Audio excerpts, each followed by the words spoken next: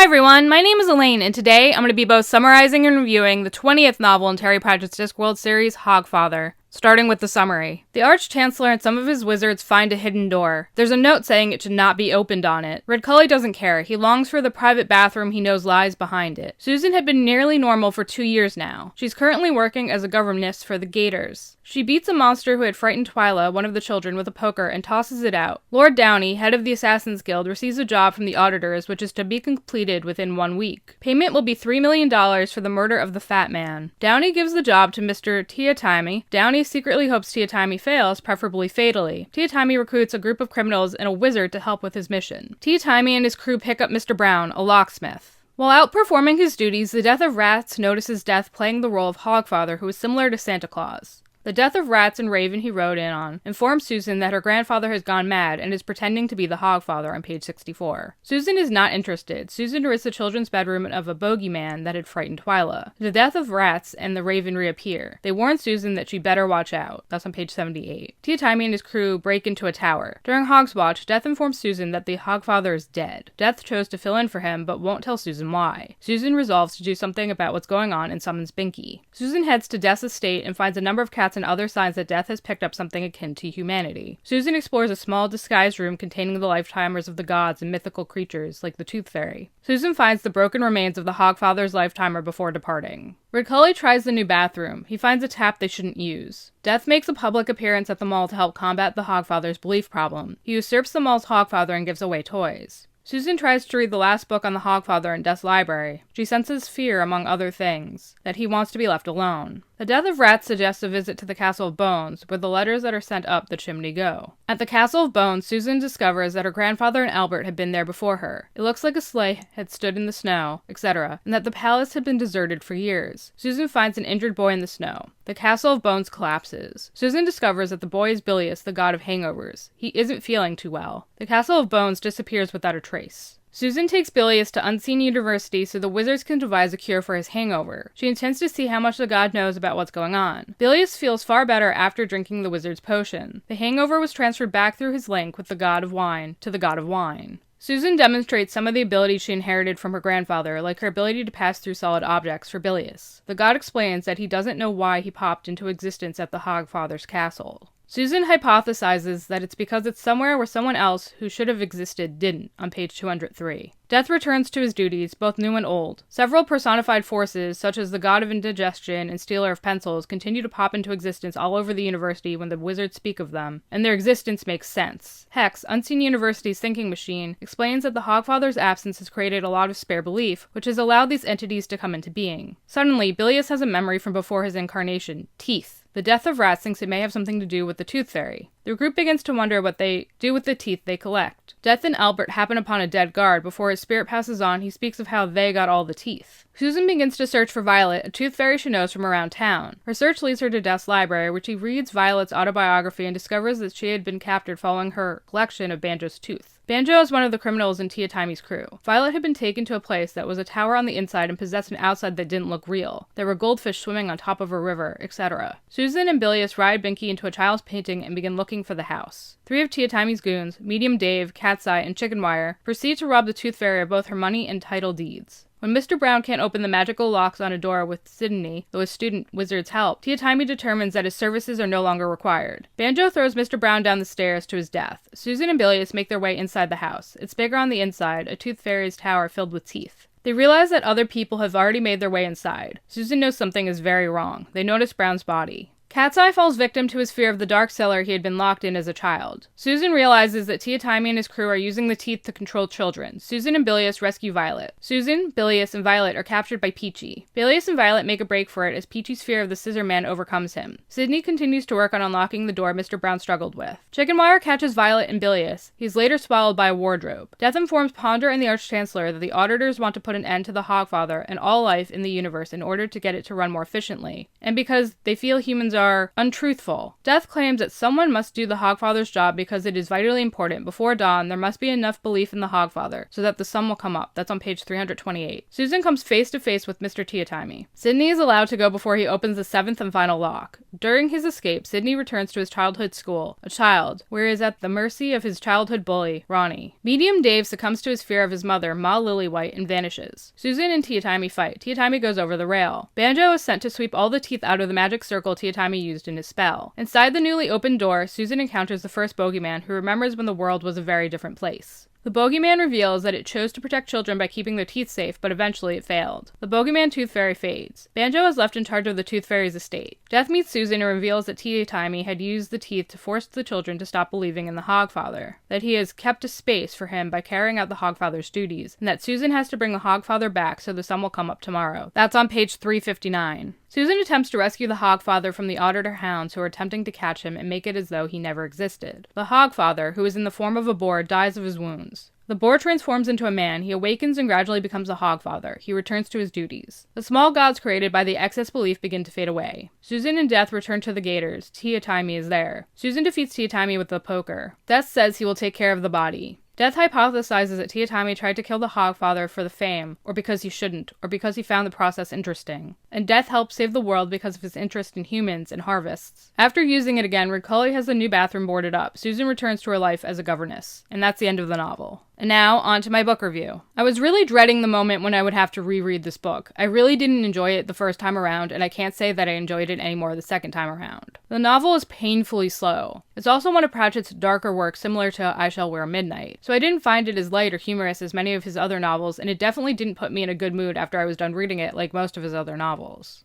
I didn't find the premise to be very intriguing. I really didn't see the point in the wizard's subplot with the bathroom. It didn't do anything other than slow down the plot's progression even further. There were a lot of things which just didn't seem to have a point or make much sense. Like, the children's drawing of a house was also the Tooth Fairy's tower? What? All in all, I felt like it was a poor novel. Definitely amongst my least favorites in the entire Discworld series. I read only for the sake of continuity. Overall, I gave it a 2 out of 5-star rating. And there you have it, my summary and review of Terry Pratchett's Hogfather. What did you think of this novel and of my review and summary? Let me know down below in the comments. I always like to know what you guys think. And if you like what you saw here today, please smash that like button until it's blue. Subscribe, ring that bell so you'll know what's up, and I'll catch you all in the next one. Bye, guys.